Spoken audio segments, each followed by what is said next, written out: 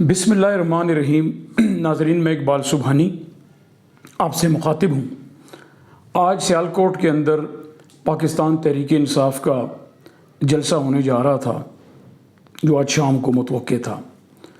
और इस जलसे के लिए 10 दिन पहले तहरीक इंसाफ ने दरख्वास्त दी हुई थी डिप्टी कमिश्नर को इजाज़त के लिए, और वो दरख्वास्त कबूल कर ली गई, दरख्वास्त ले ली गई, मगर ये पूरे 8-9 दिन तक कोई बात न की गई।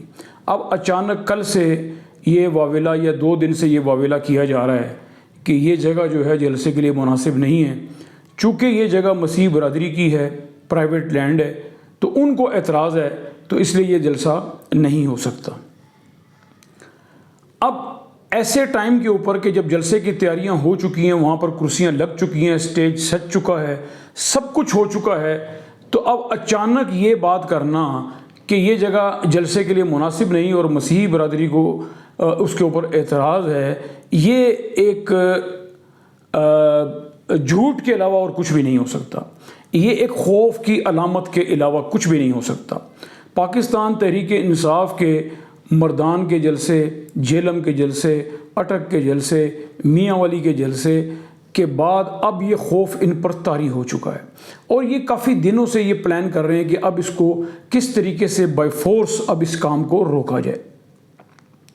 नाज़रीन, जैसा कि आपके इल्म में है कि मुस्लिम लीग नून की हुकूमत जब भी आई है, इन्होंने कारकुनों को हमेशा दबाया।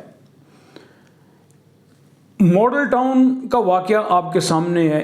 अगर मॉडल टाउन के अंदर इंसाफ हो गया होता, जहां 14 लोगों को शहीद किया गया, 100 के करीब लोगों को गोलियां मारी गईं, और फिर हामला खातून के मुंह के ऊपर जिस तरीके से गोलियां मार के उसको शहीद किया गया, और एक पाकिस्तान के अंदर एक ऐसा कोहराम मचा, मगर आप देखें कि इनको कोई फ़र्क नहीं पड़ा।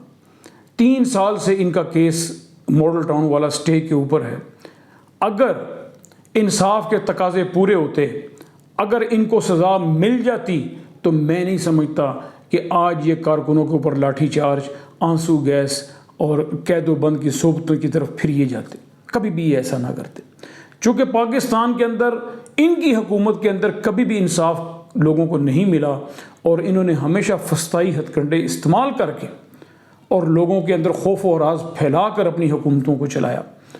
तो यही इन्होंने सीखा है 30-35 साल 40 साल के अंदर, और यही ये करते आ रहे हैं। और अगर आप ये समझें कि ये माजी से कुछ सबक सीखेंगे, तो ये नामुमकिन है। वक्त ने साबित किया कि ये नामुमकिन है। जिस तरीके से इन्होंने साबका हुकूमत से हुकूमत छीनी और बाप वज़ीर-ए-आज़म और बेटा वज़ीर आला बन गया, मैं कहता हूँ कि अगर गैरतमंद पाकिस्तानी हो तो खुदा की कसम सर शर्म से झुक जाता है। आज जो कुछ सियालकोट के अंदर उन्होंने किया, उस्मान डार और उमर डार और उनके साथ 30-40 लोगों को इन्होंने गिरफ्तार किया। अब ये जगह जगह छापे मार के लोगों को, कारकुनों को गिरफ्तार कर रहे हैं। ये क्यों ऐसा कर रहे हैं? ये लंदन प्लान है। ये जब लंदन से मीटिंग करके 3 दिन वहाँ गुजार के सारी मालूम वहाँ से ये सब रहनुमाई लेकर अब जब ये आए हैं या आ रहे हैं, तो इन्होंने आके अब वही काम शुरू कर दिया जो ये 30-40 साल से करते आ रहे हैं। अब इसके मुकाबले में अगर आप माजी में चले जाएं, तो साबका हुकूमत यानी कि पाकिस्तान तहरीक इंसाफ की इमरान खान की हुकूमत के दौरान इन्होंने जलसे भी किए, इन्होंने रैलियां भी निकाली, इन्होंने धरने भी दिए। फजलुर रहमान के धरने तो आपको याद होंगे, मरीम नवाज़ के जलसे तो आपको याद होंगे, इनकी रैलियां तो आपको याद होंगी। मगर मुझे बताएं कि क्या कहीं भी किसी वक्त भी किसी एक कारकुन को गिरफ्तार किया गया? किसी एक कारकुन के ऊपर कोई मुकदमा बनाया गया? नहीं बनाया गया। ये इन्हीं का ही काम है, ये शरीफ रिजीम का ही काम है कि ये कारकुनों के ऊपर जुल्म और बर्बरियत करते हैं। अब मैं समझता हूँ कि एस्टेब्लिशमेंट के ज़रिए जो ये हुकूमत बनी है, जिसका इमरान खान ने कल मर्दान के जलसे में कहा है कि जो अगर ये मुझे मजबूर करेंगे, तो फिर एस्टेब्लिशमेंट के और सहूलतकारों के वो लोग जिन्होंने किरदार अदा किया है, मैं उनका जलसों के अंदर फिर नाम लेकर भी बात करूँ। क्योंकि जब घी सीधी उंगली से नहीं निकलता तो फिर टेढ़ी उंगली से निकाला जाता है। एक ही मुतालबा है इमरान खान का, पाकिस्तान के लोगों का, पाकिस्तान की आवाम का, कि इंतखाबात करवाए जाएँ और जो सही मानों में अवामी हुकूमत हो, जो लोगों की वोट से वो हुकूमत बनकर आए, उसी को हुकूमत करने का हक़ है, ना कि कब्ज़ा करके हुकूमत पर बैठ जाने का और बाप वज़ीर आज़म और बेटा वज़ीर आला बन जाए और फिर ये कब्ज़ा करें गासबाना और फिर ये बैठ के हुकूमत करें। ये तो कभी भी पाकिस्तान की आवाम नहीं होने देंगे।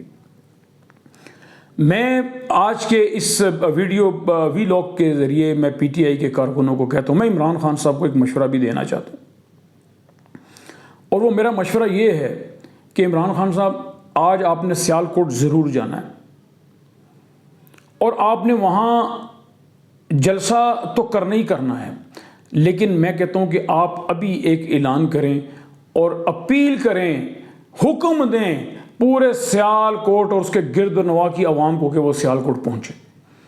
और आपने पूरे सियालकोट के अंदर जुलूस निकालना है, रैली निकालनी है और उसकी क़यादत आपने करनी है और कौम आपके पीछे खड़ी होगी इंशाअल्लाह ताला। आप रैली निकालें, आप जुलूस सियालकोट के अंदर निकालें, ऐसा माहौल बनाएं कि इनको ये सोचने पर मजबूर हो जाएं कि अगर एक जगह पर जलसा हो जाता तो इससे तो वो बेहतर था, ये हमने क्या किया।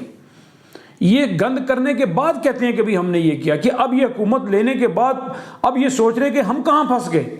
अब ये ऐसे दोराहे के ऊपर और ऐसे मोड़ के ऊपर आ चुके हैं कि ना ये आगे जा सकते हैं ना ये पीछे आ सकते हैं।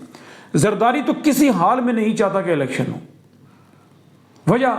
वजह यह है कि उनको ये पता है कि पंजाब के अंदर जरदारी के पास तो है ही कुछ नहीं और कहीं सिंध भी उनके हाथ से ना निकल जाए, इसलिए जरदारी तो और शरीफ और शहबाज शरीफ ये गठ जोड़ करके ये सोच रहे हैं कि हम 1.5 साल यहाँ गुजार के फिर अपनी मर्ज़ी के कवानीन बना के, अपनी मर्ज़ी के बिल पास करवा के, और जो ओवरसीज़ पाकिस्तानी हैं उनके वोट का जो हक़ है उसको ख़त्म करके और अपने ऊपर सारे मुकदमे ख़त्म करके और फिर हम 2 बजट देकर तो फिर हम इलेक्शन में जाएं।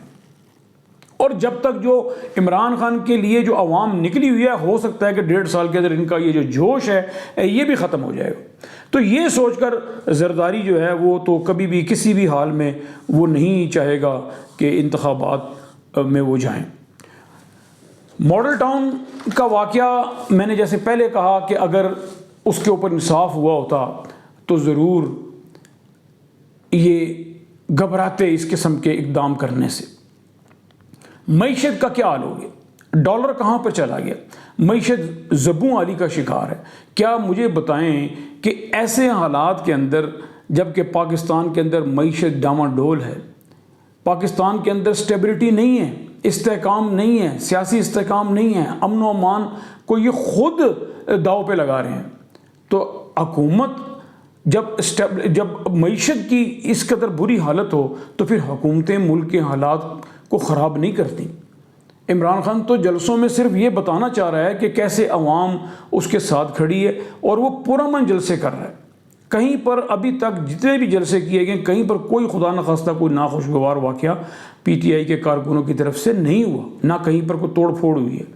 मगर आप मजबूर कर रहे हैं PTI के कारकुनों को कि वो पूरे पाकिस्तान में निकलें और पूरे पाकिस्तान का अमन तबाह करें ताकि आपको भागने का बहाना मिल जाए। मैं तो यही समझ रहा हूँ कि आपको सिर्फ भागने के लिए कोई बहाना चाहिए, तो इसीलिए आप ये सारा खेल खेल रहे हैं। वरना मैं नहीं समझता कि कोई हुकूमत कभी भी ये चाहेगी कि मुल्क के हालात ख़राब हों और अच्छे खासे अब पुरअमन जलसे जो हो रहे थे उनको आप ख़राब करने की कोशिश करें। आप खुद सोचें कि जब आप इस किस्म के हथकंडे इस्तेमाल करेंगे तो फिर उसके बाद उसका जब रिएक्शन आएगा, उसका जब रद्द-ए-अमल आएगा तो फिर वो आप कहाँ से कंट्रोल होगा, आपसे कंट्रोल नहीं होगा। फिर वो मैं बहुत सालों से ये देख रहा हूँ कि मुस्लिम लीग नून ने यही कुछ किया है, लेकिन मैं उनके कारकुनों से ये कहता हूँ कि खुदारा आप ही अपनी आंखें खोलें, आप अपनी आंखें खोलें, आप देखें कि ये आपकी हुकूमत और आपकी पार्टी क्या कर रही है। तो ऐसे हथकंडों से उनको कोशिश करें कि उनको बाज कराया जाए। बाकी इसी के साथ मैं आपसे इजाज़त चाहता हूँ और मैं आखिर में ये अपील भी करना चाहता हूँ पाकिस्तान तहरीक इंसाफ के कारकुनों को कि जो सियालकोट के गिरदो नवा, सियालकोट में और सियालकोट के जो गिरदो नवा जो इलाके वहाँ रहते हैं, आज शाम को आप जहाँ भी हैं आप अपने कायद, अपने लीडर, अपने रहबर इमरान खान के पास पहुंच जाएं और सियालकोट के अंदर ऐसा माहौल बना दें कि वो एक ग्राउंड की जगह पूरे सियालकोट के अंदर जलसा और जुलूस ही नज़र आए। बहुत शुक्रिया।